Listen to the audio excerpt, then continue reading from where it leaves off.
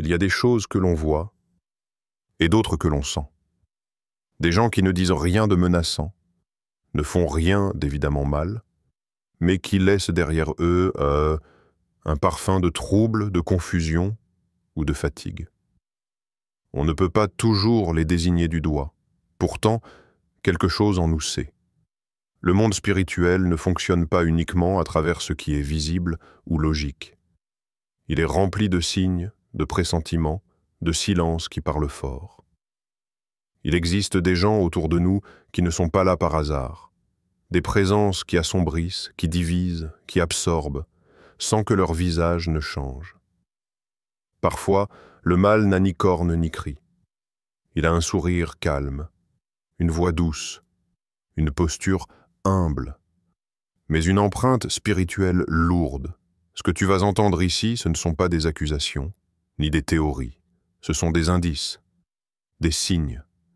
10 signes précis que beaucoup ont déjà ressentis sans jamais oser les nommer. Alors écoute. Écoute avec ton esprit. Car peut-être que cette personne que tu appelles amie, mentor, proche, n'est pas ce qu'elle semble être. Et peut-être que ce que tu ressens depuis si longtemps est plus réel que tu ne l'imaginais. Une bouche qui ne dit jamais les choses clairement, mais qui vous laisse troubler. Il y a des voix dans ce monde qui ne cherchent pas à te guider, mais à te détourner. Elles ne hurlent pas, elles murmurent. Elles ne commandent pas, elles suggèrent. Elles ne disent jamais les choses de manière directe.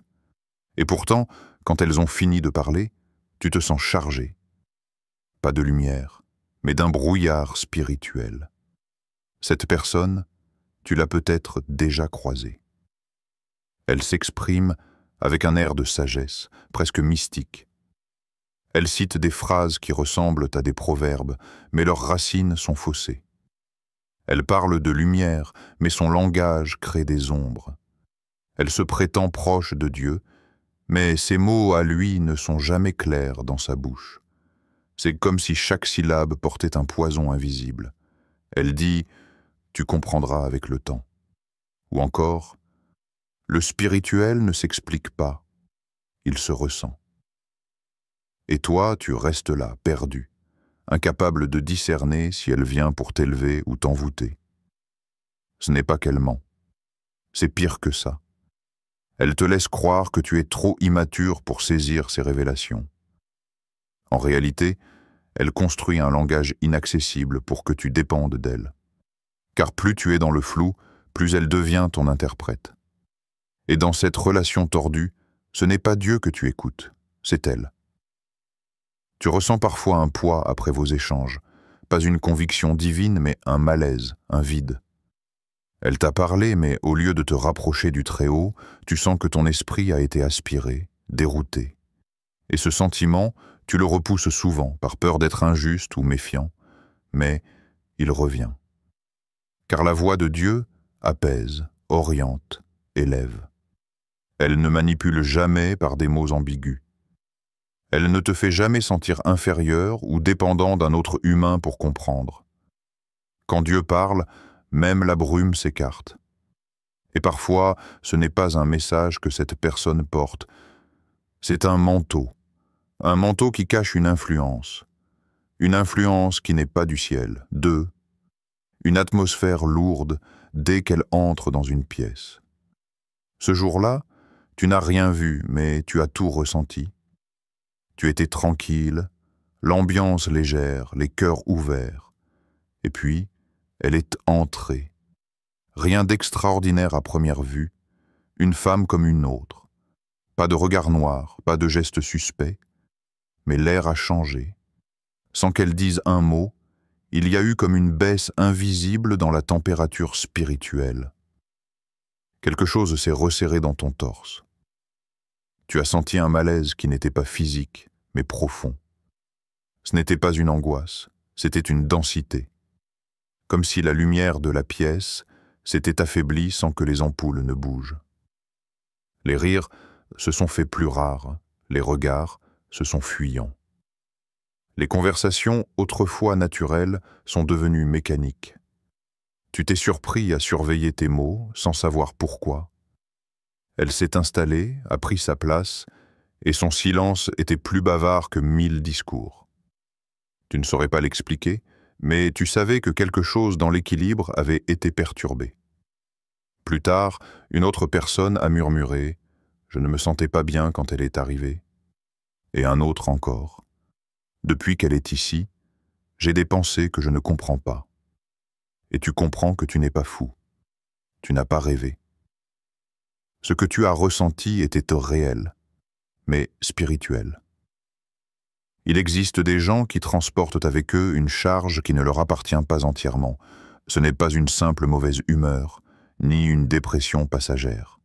C'est une atmosphère, une présence, quelque chose qui les suit comme une brume invisible, mais active.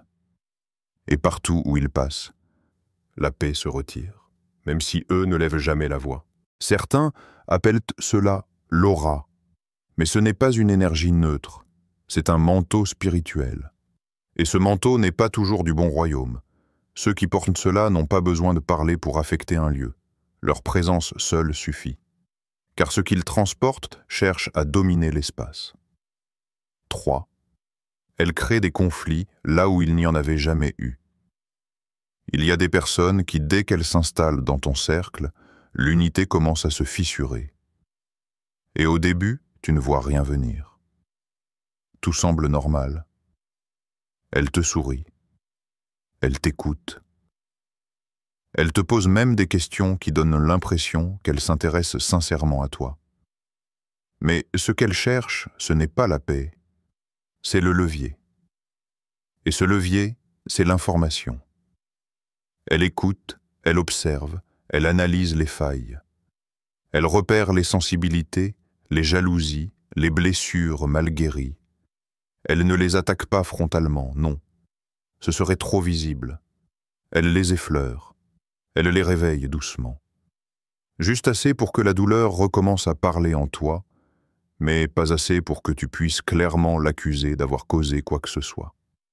Puis, les tensions commencent à apparaître. Des petits malentendus, des conflits inutiles, des malaises qui ne s'expliquent pas. Et au centre de tout ça, elle reste calme.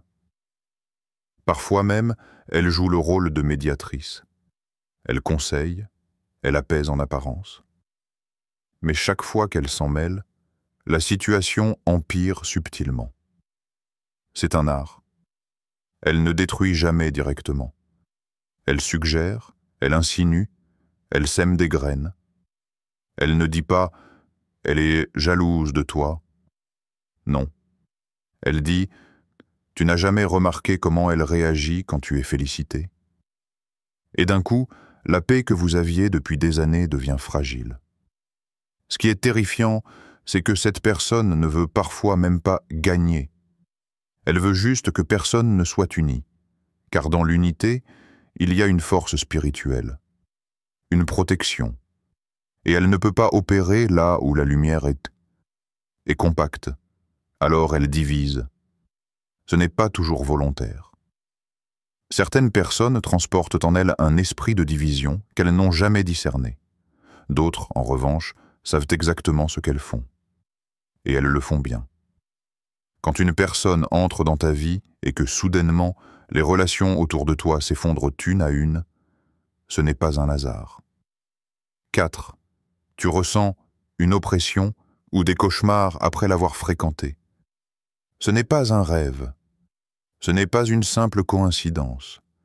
Tu l'as vu, tu lui as parlé, ou tu l'as seulement croisé. Et la nuit même, quelque chose est venu frapper ton sommeil. Une présence dans la chambre, une paralysie soudaine, des visages qui ne sont pas les tiens dans tes rêves. Tu te réveilles en sueur, le cœur affolé, incapable de bouger, incapable de prier. Tu entends parfois des voix que personne n'a prononcées. Et tu sais, au fond, que ce que tu vis n'est pas naturel. Il y a des gens qui, après les avoir côtoyés, laissent en toi une trace. Pas une trace visible, une empreinte spirituelle. Et ce qu'ils transportent cherche à t'atteindre même quand tes yeux sont fermés. Ce n'est pas le fruit de ton imagination. Les rêves ne mentent pas toujours. Certains sont des révélations, d'autres sont des intrusions. Quand le sommeil devient un champ de bataille après la visite d'une personne spécifique, tu dois ouvrir les yeux, non pas physiquement, mais spirituellement. Et cette oppression ne s'arrête pas toujours au lit. Tu te réveilles avec une lourdeur dans la poitrine, un vide intérieur que rien n'apaise. Tu essaies de prier, mais les mots sont lourds. La distraction devient plus forte. Tu veux lire, mais tu n'y arrives pas. Tu veux louer, mais quelque chose t'enchaîne. La fatigue qui n'a pas de cause. L'angoisse qui n'a pas de raison. L'obscurité qui s'installe dans tes pensées alors que tu étais stable auparavant. Certaines personnes ne viennent pas seules. Elles arrivent avec ce qui les habite. Et ce qui les habite cherche à t'envahir. Ce n'est pas parce qu'elles sont toujours silencieuses qu'elles sont inoffensives. Ce n'est pas parce qu'elles t'écoutent qu'elles te veulent du bien. Et ce n'est pas parce que tu ne les vois plus que leur influence a cessé. Le monde spirituel n'est pas un monde de hasard. Il est structuré. Quand les signes se répètent, ce n'est plus une impression, c'est une alerte. 5. Elle apparaît dans les moments stratégiques et disparaît sans laisser de traces. Tu ne la vois jamais trop longtemps, juste assez, juste au moment précis où tu es vulnérable. Un deuil, une rupture, un rejet, une déception. Elle entre discrètement, comme si l'univers l'avait envoyée. Elle a les bons mots, le bon regard. Elle te fait sentir compris, entendu, apprécié. Et tu baisses la garde. Mais très vite, quelque chose en toi commence à changer. Pas de manière brutale, doucement. Ton feu intérieur faiblit, ta vigilance s'endort. Et quand tu penses à retourner vers ce qui te faisait du bien, ta foi, tes engagements, tes disciplines, tu n'en as plus la force. C'est subtil, mais réel. Elle est là, et en même temps, elle n'est pas vraiment là. Puis, sans crier gare, elle disparaît, plus de nouvelles. Pas de conflit. Aucune explication. Elle s'est volatilisée. Et toi, tu restes là, abîmé, confus, avec une atmosphère étrange autour de toi. Comme si sa présence avait laissé une fumée invisible dans ton âme.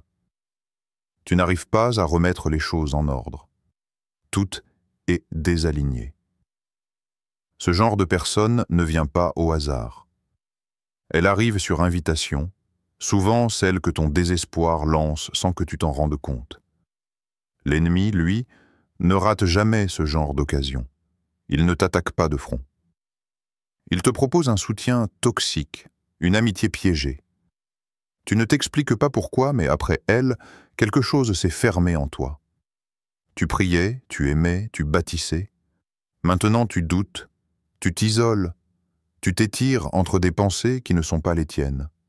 Et pourtant, elle ne t'a jamais fait de mal, du moins pas en surface. Elle est comme un brouillard. Elle entre dans ta vie comme une brise et repart comme une ombre. Et ce n'est qu'après son départ que tu réalises que tu ne respires plus comme avant. Ce n'est pas toujours une attaque frontale. Parfois, c'est une diversion, un ralentissement spirituel, un sabotage silencieux. Le mal ne crie pas toujours. Parfois, il chuchote doucement et disparaît avant que tu n'aies eu le temps de comprendre ce qui s'est passé. 6. Elle connaît des choses qu'elle ne devrait pas savoir à ton sujet. Tu n'as jamais rien dit. Tu as gardé certaines choses pour toi, soigneusement cachées. Des douleurs anciennes, des pensées secrètes, des souvenirs que tu n'as partagés avec personne. Et pourtant, elle semble les connaître. Elle te dit une phrase que tu as pensée. Elle décrit une peur que tu n'as jamais exprimée. Elle pointe une blessure ancienne que tu croyais effacée. Et le plus troublant, c'est qu'elle ne le fait pas comme une voyante de foire. Non. Elle le dit comme une amie, comme une sœur, avec un ton calme, presque tendre. Mais en réalité, c'est un crochet invisible qu'elle plante dans ton esprit. Tu te demandes comment elle sait. Tu te rassures en pensant que c'est peut-être son intuition ou une sensibilité particulière. Mais si tu observes bien, cela dépasse la logique. Il y a des personnes qui opèrent à partir d'un autre niveau. Elles ne se nourrissent pas uniquement des mots, mais des énergies. Elles lisent ce qui flotte autour de toi. Et parfois, ce n'est même pas elles qui voient. Elles sont simplement connectées à quelque chose ou à quelqu'un qui leur transmet. Ce savoir n'est pas pur. Il ne vient pas d'une lumière divine. Il vient d'une intrusion. Quelqu'un, quelque chose, a observé ta vie depuis l'ombre. Et cette personne agit comme une bouche, une interface. Ce n'est pas un don de discernement, c'est une pénétration invisible dans ton histoire. Et quand elle te parle avec cette précision dérangeante, elle n'essaie pas de t'élever. Elle essaie de créer une dépendance. Plus elle en sait sur toi, plus tu crois qu'elle te comprend. Et plus tu crois qu'elle te comprend, plus tu lui ouvres des portes. C'est ainsi que commence la captivité. Ne sois pas impressionné par ceux qui semblent tout savoir sur toi. Demande-toi plutôt d'où leur vient cette information. Si ce qu'elle dit ne mène pas à ta restauration, mais plutôt à ta confusion, méfie-toi, car ce qu'elle sait n'est pas toujours appris. Parfois, c'est injecté. 7. Elle détourne ton cœur de Dieu, sans jamais attaquer Dieu. Elle ne t'a jamais dit que Dieu n'existait pas. Elle ne s'est jamais moquée de ta foi. Elle n'a pas critiqué ta prière, ni ta Bible, ni ta manière de louer. Elle n'a rien dit de frontal. Et c'est justement là que réside le danger. Car si elle avait insulté Dieu, tu te serais levé. Si elle avait attaqué la foi de face, tu aurais résisté. Mais non. Elle a choisi une autre voie, une plus subtile, plus douce et bien plus destructrice, la distraction spirituelle. Elle t'a parlé de toi, de ton potentiel, de ton énergie, de ta lumière intérieure. Elle t'a poussé à regarder en toi, mais pas pour t'amener à Dieu, pour t'enraciner dans une forme d'autosuffisance. Elle t'a flatté, doucement, constamment. Elle t'a encouragé à méditer, à t'aligner, à vibrer plus haut. Et sans que tu ne t'en rendes compte, ton regard s'est lentement détourné. Tu as commencé à remettre à plus tard ta prière. Tu t'es surpris à ne plus ouvrir ta Bible, à te dire que Dieu comprenait, que ce n'était pas si grave. Puis tu as cessé de le chercher avec la même intensité. Et au fond, une petite voix te disait « Tu es toujours croyant, rien n'a changé. » Mais tu le sentais, tout avait changé. Elle ne t'a pas tiré hors de la foi. Elle t'a simplement déplacé de quelques degrés. Mais quelques degrés suffisent, sur une longue distance, à t'emmener dans une direction totalement opposée. Elle parle de Dieu, parfois, mais toujours dans un langage vide. Dieu devient une énergie impersonnelle, une force floue, plus de repentance, plus d'obéissance, juste de la connexion. Tu ne remarques même pas que tu ne parles plus à Dieu. Tu dialogues avec une version édulcorée de lui, une image façonnée pour que tu restes confortable. Et pendant ce temps, elle sourit. Elle te soutient. Elle t'encourage, mais jamais, jamais, elle ne t'oriente vraiment vers celui qui transforme tout. 8. Les enfants et les animaux la fuient, ou l'observent sans cligner des yeux. Tu n'as peut-être jamais osé y prêter attention. Tu t'es dit que c'était une coïncidence. Rien de sérieux. Les enfants sont capricieux, les animaux parfois imprévisibles, mais à chaque fois qu'elle est là, l'atmosphère change. Même pour eux. Le chien qui d'ordinaire court vers tout le monde recule soudain, la queue basse. Il grogne. Il se tient à distance. Il l'observe, pas comme un jeu, comme une alerte. Le chat, lui, s'enfuit. Ou alors, il fixe, longtemps, immobile, les oreilles couchées, comme s'il voyait quelque chose que toi tu ne vois pas. Et puis, il y a les enfants, ceux qui rient d'habitude, qui sont spontanés, bavards, espiègles. Dès qu'elles entrent, quelque chose en eux se referme. Ils deviennent silencieux, inquiets, ils cherchent leurs parents du regard, ou bien ils s'agrippent à eux. Ils ne savent pas l'expliquer. Mais leur esprit, encore pur, encore sensible, le ressent. L'oppression, parfois, c'est même l'inverse. L'animal s'approche d'elle, mais pas de la même manière que des autres. Il ne cherche pas une caresse, il l'étudie, il se méfie. Il tourne autour sans bruit, comme s'il flairait un ennemi sans nom, et les enfants, eux, peuvent que la fixer longuement, avec une expression que tu ne reconnais pas, ni la joie, ni la peur. Juste une tension, un malaise qu'ils n'arrivent pas à dire. Tu as peut-être déjà vu cela. Tu as peut-être déjà ressenti un frisson, un malaise passager. Mais tu t'es dit, ce n'est rien. Et pourtant, ce n'était pas rien. Ce que l'esprit ne saisit pas, l'instinct le perçoit. Ce que ton intelligence veut rationaliser, ton être profond, lui, le discerne. Les enfants et les animaux n'ont pas encore appris à douter de leurs impressions. Ils voient ce que toi tu as appris à ignorer. Et parfois, Dieu parle par eux, sans mots, juste par des réactions. Il faut être attentif, pas paniquer, juste lucide.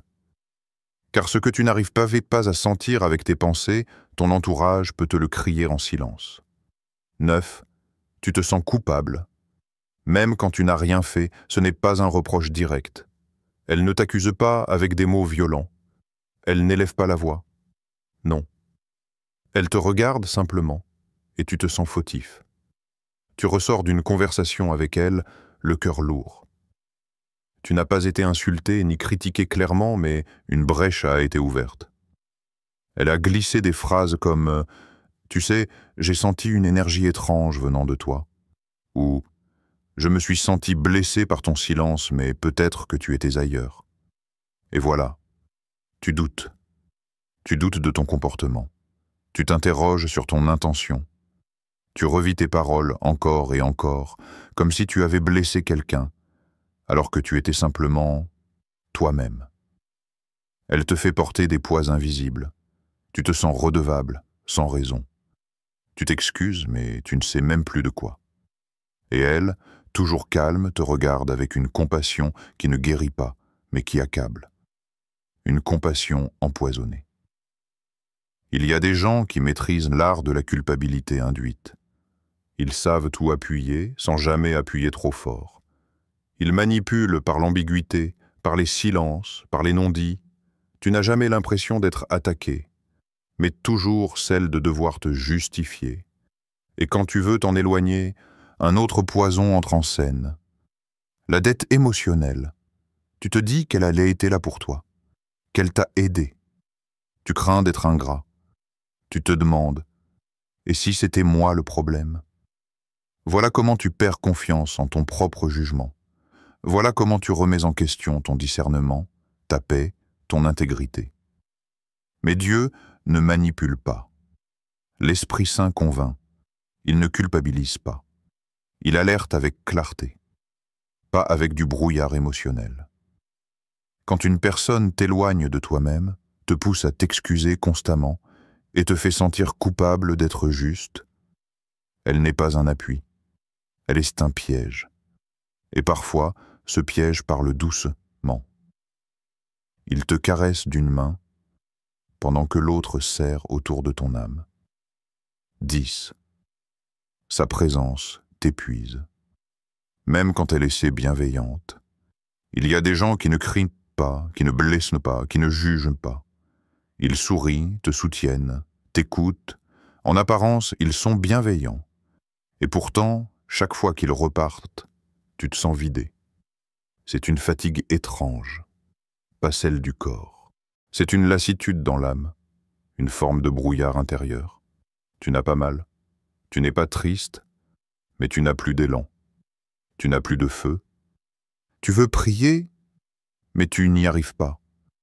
Tu ouvres ta Bible et tu refermes aussitôt. Tu veux louer, mais ta voix ne monte plus.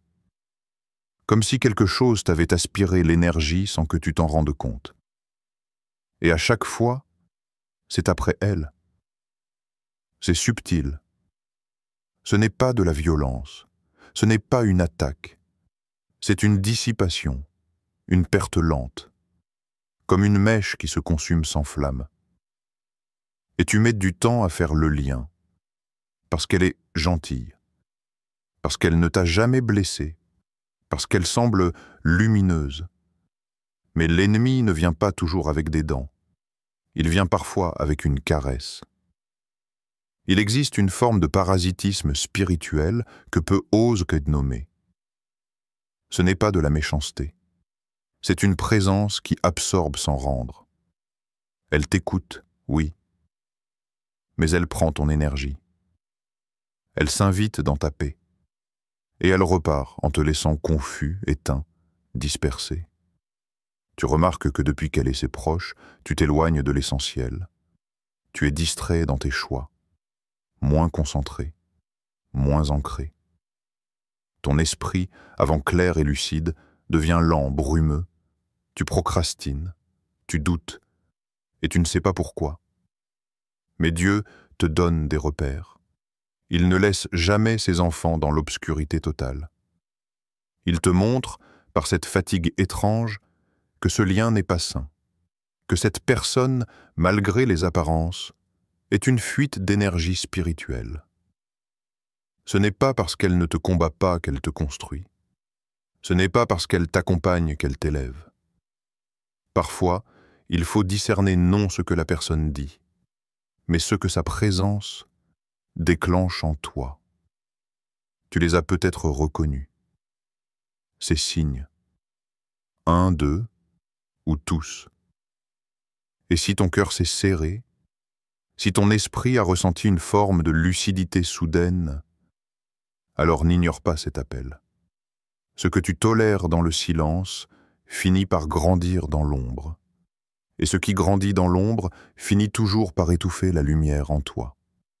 Il ne s'agit pas de haïr, il ne s'agit pas de juger, il s'agit de discerner, de reconnaître que certaines présences ne nourrissent pas ton feu, mais le volant, doucement, jour après jour.